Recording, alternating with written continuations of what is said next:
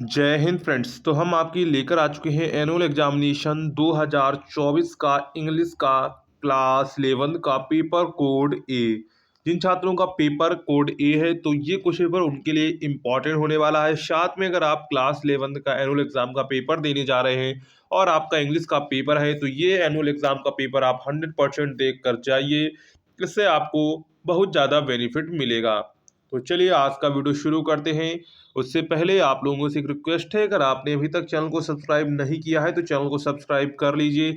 सभी model papers के लिए आपको यहाँ पर सभी क्लास के मॉडल पेपर क्लास 9, 10, 11 सभी क्लास के मॉडल पेपर आपको यहाँ पर मिल जाते हैं, जिससे आप अपनी प्रिपरेशन अच्छे से कर सकते हैं।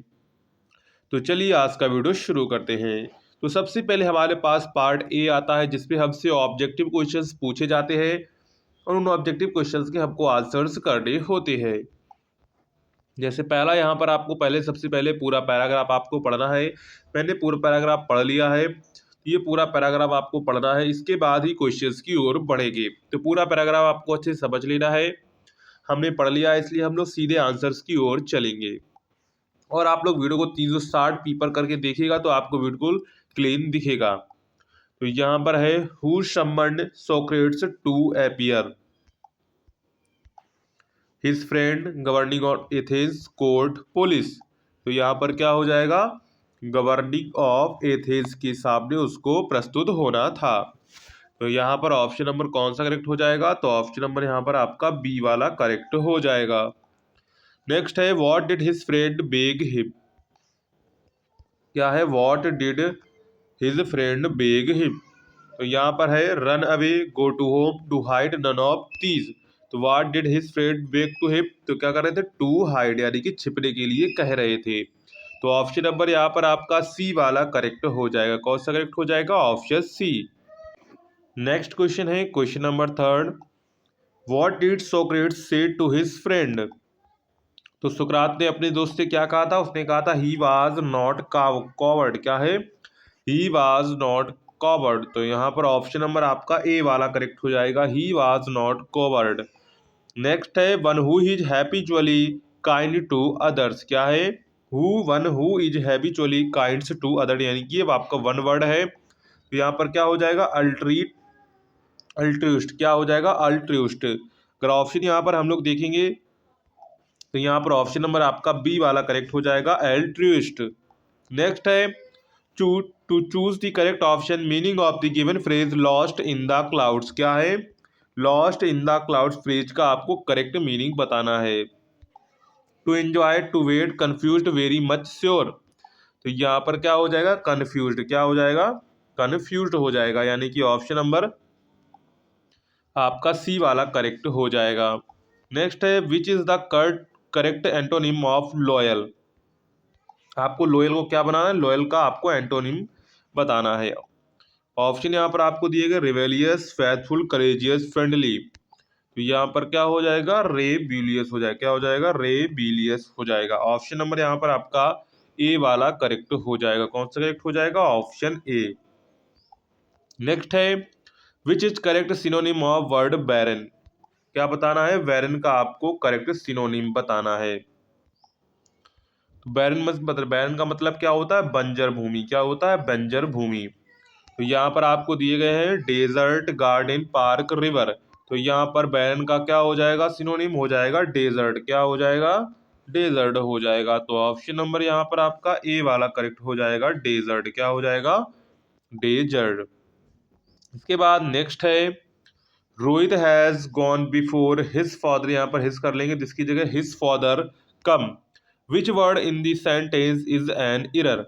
तो यहाँ पर इरर है कम में। क्या हो जाए, कम का क्या होता है, कम का होता है केम होता है। क्या सेकंड फॉर्म क्या होती है, केम। यहाँ पर केम लगना चाहिए, क्योंकि ये किसमें, ये पास्ट परफेक्ट टेंस में है, इसलिए इसका किसमें बनेगा, इसका बनेगा पास्ट इंडेफिनिट में। पास्ट इंडेफिनिट होने के यहाँ पर वर्ब की सेकंड फॉर्म लगनी चाहिए, लेकिन यहाँ पर फर्स्ट फॉर्म कम लिखी है, इसलिए इरर क्या है, इरर इसमें कम में है। तो ऑप्शन यहाँ पर आपका डी वाला करेक्ट हो जाएगा।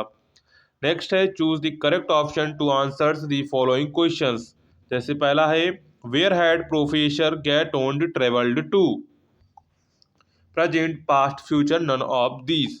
तो यहाँ पर राइट आंसर क्या है आपका? नन ऑफ दीज है। क्या है? None of these. Option number यहाँ पर आपका डी वाला करेक्ट है।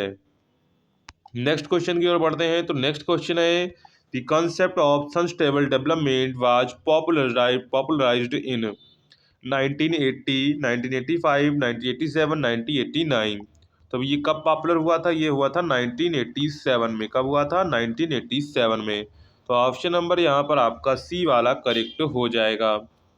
नेक्स्ट है किंग टुट was murdered at his teens, adulthood, old age, childhood. तो किंग टुट वाज मर्डर्ड एट एडल्टहुड। क्या हो जाएगा? एडल्टहुड। तो यहाँ पर ऑप्शन नंबर आपका कौन सा करेक्ट हो जाएगा? तो ऑप्शन नंबर यहाँ पर आपका बी वाला करेक्ट हो जाएगा। नेक्स्ट है व्हाट वाज वेव वॉल्कर।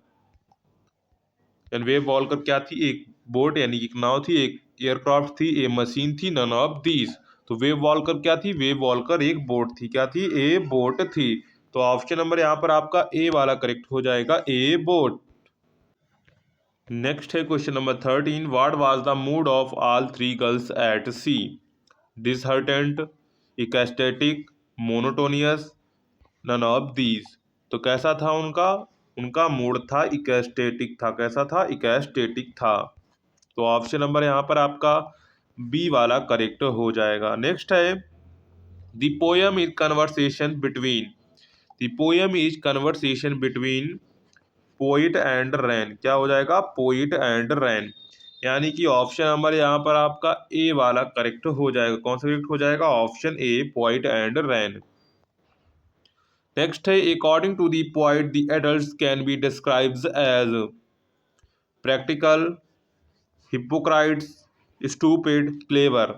तो यहाँ पर क्या हो जाएगा? Adults can be described as hypocrites. क्या हो जाएगा? हिपोक्राइट्स। यानी कि ऑप्शन नंबर यहाँ पर आपका बी वाला करेक्ट हो जाएगा, हिपोक्राइट्स। कौन सा करेक्ट हो जाएगा? Option B. नेक्स्ट है at what time did Aram and Mourad ride the horse?